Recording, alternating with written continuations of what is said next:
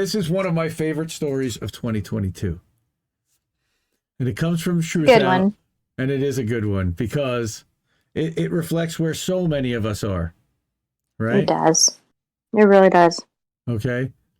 Disillusioned with Dems and GOP, independents are now the largest voter group in the United States.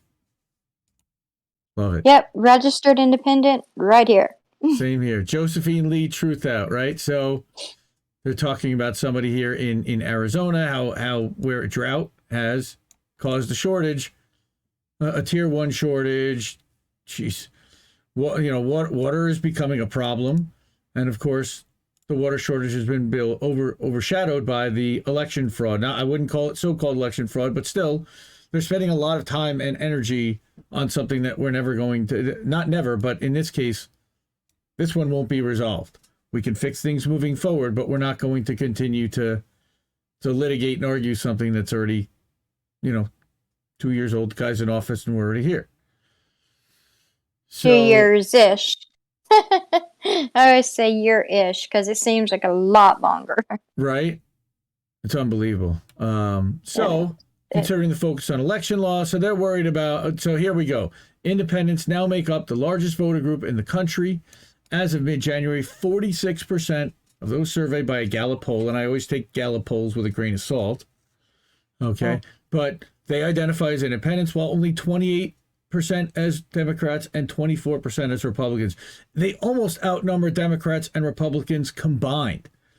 And then in other figures, I have seen that they do outnumber Democrats and Republicans combined, which is a good thing. The problem is you get a lot of those people not showing up at the polls. But according to 2018, they're most likely to be younger, male and white, right? But Yes. growing among other Well, groups. remember the last primaries we had? How many showed up? Like the show out for the last primaries was crazy amazing. But I honestly don't know if it'll be that way this time. Yeah. Just because the Dems have really, really, really screwed up. Yep. Well, yeah, and then they're trying to sell this turd like they actually have done something. Exactly. Besides a child tax credit and $1,400 that was supposed to be $2,000. And there are other things, but it's been disappointing to say the least when they had majorities and, again, rotating villains that they could easily strong arm and muscle, but choose not to on a daily basis. So, Mansion. no, cinema. Yeah. I mean, but again, that's just the rotating villain. That's just who they choose. This time is going to play the bad guy. And they're happy to fill that role because it's going to make them wealthy and elevate their national status. I mean, word is Joe Manchin wants to be president someday. And he's got the money and the contacts and the skills to do it. Unfortunately, he's got the ruthlessness and he's willing to use his political, whatever you want to call it, his political muscle and his influence to actually change the agenda and affect the agenda. Unlike, I don't understand how one person can literally have so much power, like even almost more power than our president. well, Literally, right. like He is the president in a lot of ways because it's not passing without his say so. I mean, the president's going to have to eventually sign off on it, but it's never going to make it to his desk without Joe Manchin. So look at that. Biden's approval ratings dropped 32%, almost in half since last April in a year. All right. And twice the number of Republicans came out to vote for Greg Abbott than Beto. Oh, God, help us. Oh, he's totally going to win again. There's no doubt. Beto's going to get boat raced. I mean, it's going to be embarrassing. All right. Republican turnout exceeded Democratic by nearly 74%. It's guaranteed that whoever wins the Republican primary is going to win the Texas governorship. All right. Far greater than the 45% difference in the 2018 midterm elections. It's pretty unbelievable how much ground Texas Republicans have gained, even in spite of the freeze out that happened under their watch. As Rick Perry went to become the energy secretary and completely butchered it. It's pretty ridiculous, right? So So then we're talking about most independents polled are opposed to efforts to remove books from schools and a total abortion ban. And they align more with, again, I would say Democrats, but there are Democrats that are even, look, Democrats are right behind banning and censorship. Now they were behind removing books from schools. Well, there are some fourth grade transgender things that people, even the Democrats and the liberals, are starting to get upset about. Okay. And I again, call those purists. right? So again, what this means, while independents are opposed to culture war politics and extreme political views, right? But disillusionment with Biden among independents may result in low voter turnout rates for Democratic candidates. That's about Captain Obvious right there.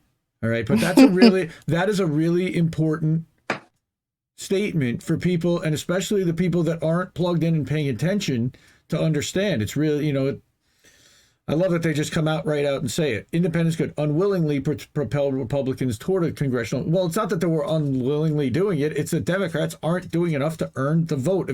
See how they put it? The framing of this is disgraceful. Okay, honestly, it's a great headline, and then the article gets you angry because it's blaming independents already if Republicans win. Wait a minute. Yep. How about taking responsibility and accountability for not earning their votes? Okay. So here, absolutely not. Registered and independents. being a woman, go ahead. Being a woman in the Republican nut jobs that we have actually that are going to be in charge, it's devastating news. I mean, it's really, really devastating. Here in the South, I live in Arkansas. It's really, really bad. So, I mean, we have Sarah Huckabee Sanders running for governor, if that tells you anything.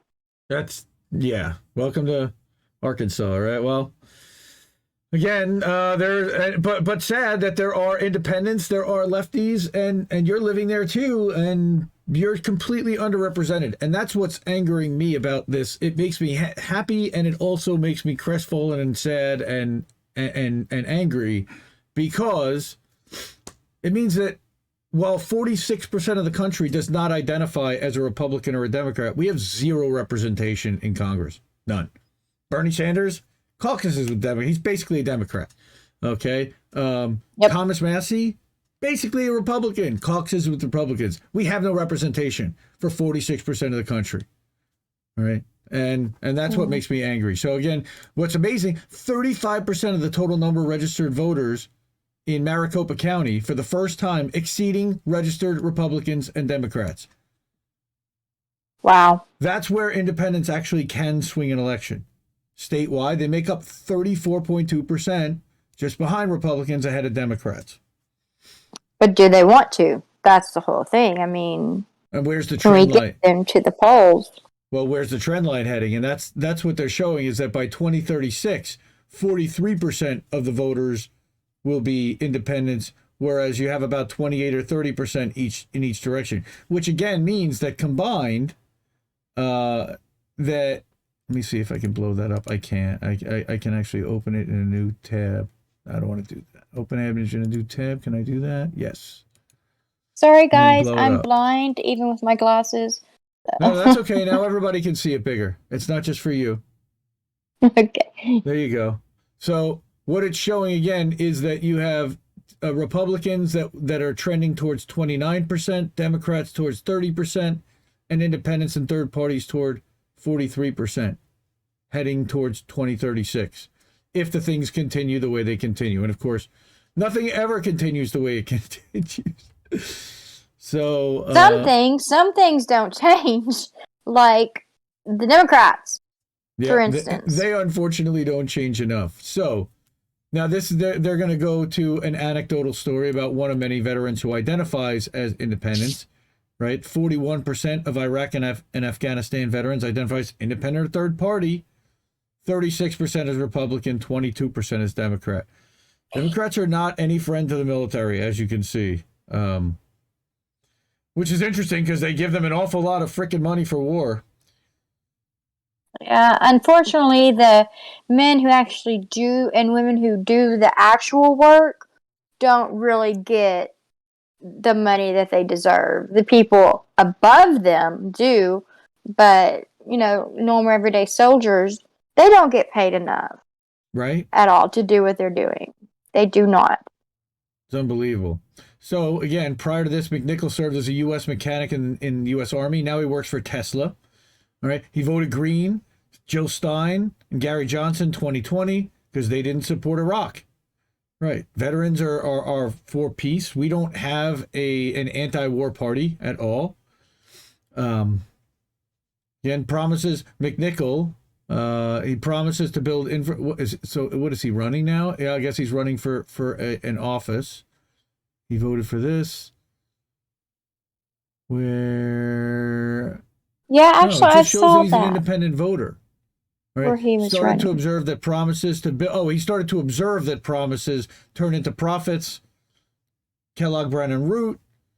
Right. Brown and Root's always gotten a whole bunch of money all the way back to the 1960s. They were involved in Vietnam before the Kellogg's bought them. While I was there, I started hearing things like KBR gets $100 a bag for laundry. They get $100 for a plate of food, $6 a can of soda, all these inflated expenses, right? Nobody's keeping accounting or track of this stuff. So that's what started to get him upset, and all these neither party really cares, is paying attention to any kind of accountability, right? They're out of touch with what the real people need. They're completely out of touch. Yeah, they're all mostly millionaires. So some veterans of the Afghanistan war report they feel as if they broke a promise to Afghans when they withdrew, right? And he found VA inundated and unprepared to help returning soldiers. Well, we've heard that a long time. The wait times being out as far as 18 months to see a doctor, which when you've got 22 veterans a day committing suicide is beyond disgraceful. See, that's what I'm talking about. They don't care about the ordinary men and women Nope. that fought for them. Cannon They are fodder. ordinary soldiers that do the fighting. They don't care. And once they're out, they're done with you. Yeah, they're cannon fodder. It's really sad. Then we again, so I don't want to read the entire article. This is an awesome article from Truthout about third parties and independents. Independent voters that they interviewed described a rigged electoral system. Wow, where have you heard that before? We've definitely been saying that. Okay. These voters face hurdles at the ballot box. 23 U.S. states closed presidential primaries, meaning that an independent can't even vote in a primary for who the candidate's going to be in the general election. Right? 30 states require voters to declare party affiliation. You can't even declare as independent. Right? Certain states don't even allow you to run as independent. In 11 states, more than half of all legislative seats don't have major party competition at all in 2020. They're basically already pre-decided seats where once you win the primary, you win the seat because it's overall, like in your district, most likely, I'm guessing, would be overwhelmingly Republican, right, Steph? Yes, definitely. We are extremely red. So all a Republican needs to do is win the primary, and you're basically skating to the general election to a win because you're going to trounce the Democrat in your district unless you completely mess up. And that's what they're saying, is that they don't have major party competition. It is a safe red seat or a safe blue seat. And that's a problem because it means that there's a large percentage of that population that's not represented, number one. And it takes a huge swing in population demographics in order to change that. And then you have gerrymandering on top of it and the intentional keeping it the way that it is because that's exactly how they want it. So you have independent voting and open primaries education fund. We want to see voter registration without party affiliation. Right. I mean, why do we need to tell you who we're going to vote for beforehand? I mean, why can't we show nobody's up to both business. primary? Why can't we show up to every primary, to the Green Party primary, to the and help influence who we want as the candidates in addition to who we want to actually win in the fall? It's beyond frustrating. Again, so Independents began to see the control of the electoral process by two parties was fused with the larger economic and social circumstances in the country. Exactly. So you've got corporations that control the two parties, and they're effectively setting the narrative because they also own the media corporations that everybody sees. So they're setting what the parameters are. They're telling you who the candidates are. They're telling you which side it's A versus B, and not A versus B, C, D, and E the way it is in just about every other country around the world. All right, beyond open primaries, those interviewed support electoral reform measures, independent redistricting, top 2 or 4 winners from primaries compete. That's ranked choice voting. There's first past the post. But ranked choice voting is what California, Washington State already have such a system. Maine actually, I think, just implemented ranked choice voting as well. Yeah, others support ranked choice voting already. There you go. So top 2 or 4 winners. I think that's first past the post. That's where, for example, in California, you can have 2 Democrats running against each other because those 2 scored the best in the open primary, which is also a better way to run things.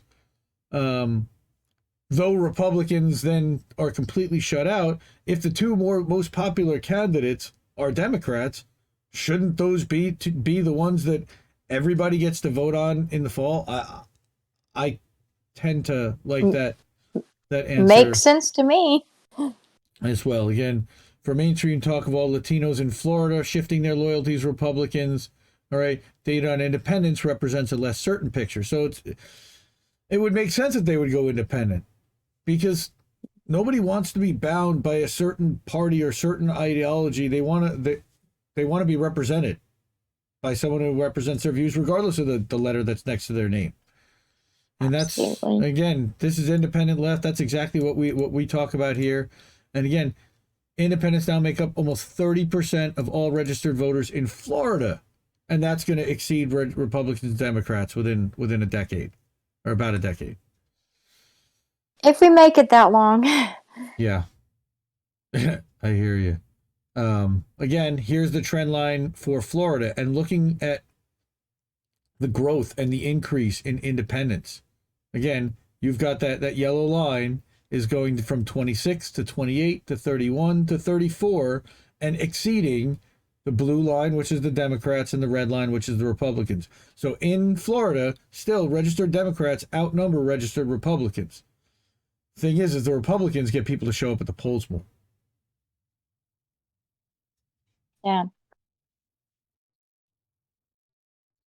Well, Right. if the Democrats would keep just one of the promises that they make, instead of just kicking the can down the road, then maybe, people would show up and vote for them. But they don't. They don't care. Right here. And Republicans just assholes. And we really don't have any good choices. There are no good choices. Nope. Well, that's why we're trying to get more independents to put their name out there and at least balance out what's happening here and call out the two-party duopoly and all the corruption that's happening, and point out the amount of corporations and who's actually buying and funding these, these senators, these representatives at definitely the national level, but even at the state level, the governors looking into their donors and their funding and exposing who their donors are as an opponent is crushing. Look, you had a guy who was supposed to be the next Speaker of the House a few years ago, unseated by an unknown because the ties that he had to Wall Street were exposed and regularly routinely talked about in campaign ads, in primary, and he lost. That was Eric Cantor out of Virginia. But yes, both corporate parties definitely do suck, Frankie. Thank you. Gil, to address your question, independent, meaning that we are independent of either party, we are independent of advertisers as well, and we are independent of platform because we scream and we are everywhere. So Again, this guy supported Joe Biden because he wanted to get the other guy. I didn't even want to say Trump's name. Biden made a lot of promises and then failed to follow through. So now I'm independent, effectively. Okay? Yeah. And then not happy about, wants to see government address climate change, opposes Florida's Don't Say Gay bill, which we're definitely opposed to from DeSantis. That's crazy. That is just like crazy to me. That is how I don't understand how they can get away with it. I don't either. It's not exactly framed that way, and all the Republicans will yell at you and say it's not exactly that. It's just this and that, but it's discriminatory. And yeah, I mean, it's again trying to put people back in a closet that don't belong there or don't deserve to be. Or yeah, no, 100%. That's not where we're at. So Right. politicians using Florida's children as playing cards, pawns, of course. All right. So talking about both Republicans and Democrats, we are disillusioned with both parties. It's not just about Biden. It's Democrats. Republicans suck as badly as Democrats. Okay, this guy's from Georgia. His hometown is lacking in educational opportunities and job mobility, right? Of course. And now Ludowici, now that's in Georgia, with a population of only less than 2,500, 56% white, 36% African American, votes largely conservative. And the Democrats abandoned the community when they believed they couldn't compete for the vote, which is what they do. Okay, they only back the districts where they think they might even have a fighting chance, rather than building a base or a foundation even for the next election cycle. Again, short-sighted, because every 4 years you have a whole crop of 18 to 22-year-olds coming in that have never voted before, that all tend to have the opportunity and tend to vote to the left and for independents and third parties. That's what this was pointing out with the Latinos. I won't say Latinx. Just shout out to Angel Rodriguez about Latinx. Thank you.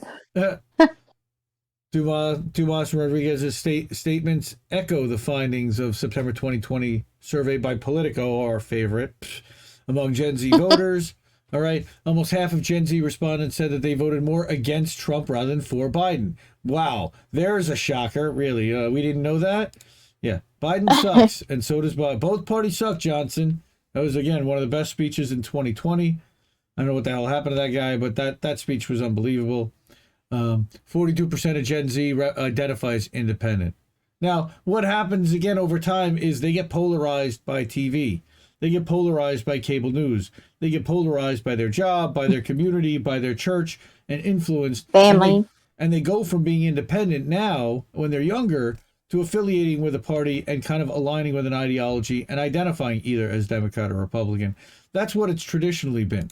Now it seems that it's changing. Again, I'm one of those people that it's changing for. I'm a Gen Xer, and I have been independent. I voted Republican very early on. I lean left now, and I vote independent. I vote green. I'm done voting for Democrats forever. I did not know that. I voted for the first George Bush in 1992. That was my first election. I was young, so I was young and I didn't know any better. That basically, when you're 18, a lot of times when you don't have a political ideology, you basically vote the way your parents did or how you were raised, and exactly that's how I got started. And then I had an awakening and got into the workforce and talked to other people and people who were struggling and people who from all walks of life were maybe not so much when I was growing up. And it broadened my whole horizon towards that and opened my thinking to the point where by the time I was even 20, 22 or 24, 26, I was voting very differently and already starting to vote independent and do write-in candidates because I knew that both parties suck.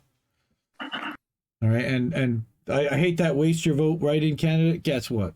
All these states, for the most part, are decided anyway. So write-in candidate, go ahead. But write-in Mickey Mouse. Tell them how bad you think they all suck. All right. Here, black. Again, you ain't black if you don't vote. If you don't vote for me, you ain't black. Or if you vote for Trump, right? More than a quarter of black voters, right? Of course, Biden said that, right? That was one of his things. He said it to Charlemagne the God. Right, but more than a quarter of black voters registered as independent, and maybe looking for an alternative to both major black parties. Talk to our friends over Revolutionary Blackout Network about that. Sabby Sab, shout out to Nick, Socialist MMA. Follow everybody over there. That's exactly the demographic that they're talking about here. African Americans who are not represented by either party and are angry about it. Okay, president's approval rating among black voters declined by, again, 20%.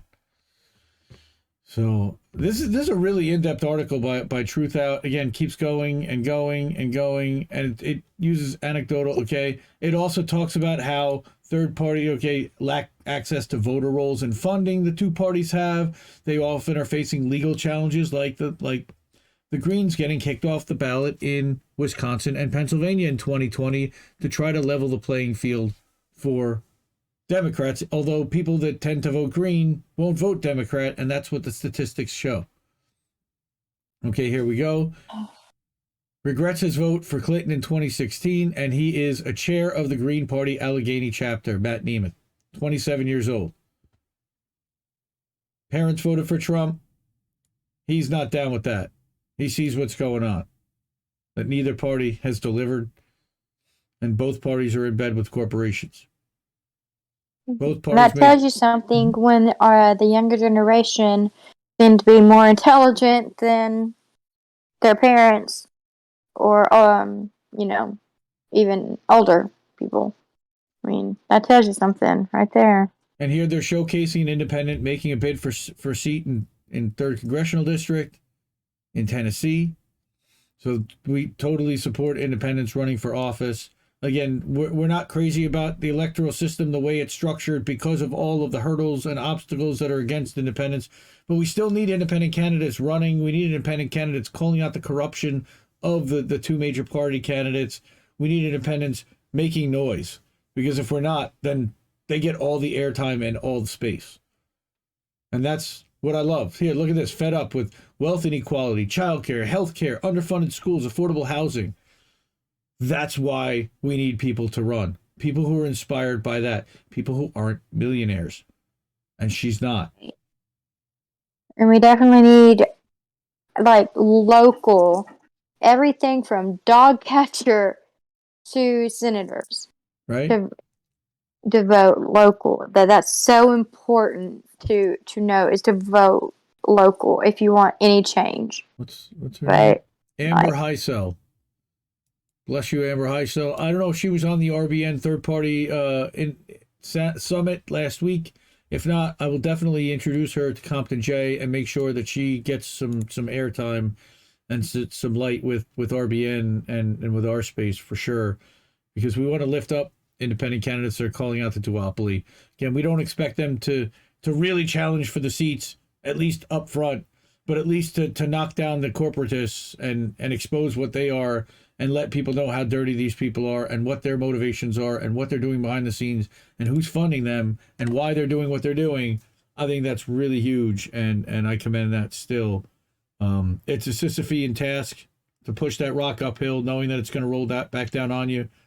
But somebody has to do it. Again, just like what we're doing in fighting a multi-billion-dollar corporate machine, a narrative management propaganda machine. That's what we're doing every day here. We're fighting that machine. And we know that it's probably going to be impossible, but yet we do it every day, because what the hell else are we going to do? Somebody's got to.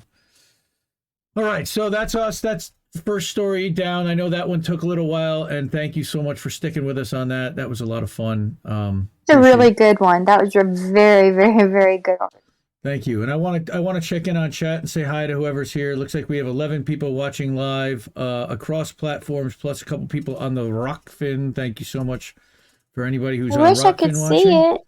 Oh, okay. So Human Love Solidarity's here in the chat, and Frankie Lee saying vote independent or write in your name. Now, what I can do for you, Steph, is if you can see... Oh, no, you can only see that screen. Sorry. I was going to try to put you up on my OBS, but Democratic Party is not the Lords. The people with the money are not working behind the scenes. Gil Gordon, thank you so much for being here. How much is money spent per year on lobbyists? Way too much. We need to outlaw lobbyists. We need to outlaw private money, private financing of elections. We need to outlaw all of this bribery that's happening. It's outright open bribery happening in plain sight on a daily basis. Yeah, they don't care about hiding it anymore because they know they can get away with it. Right? It's scary how brazen these people are now. It's crazy. It's scary. Like they know they're not going to be held accountable for their actions. Right? So,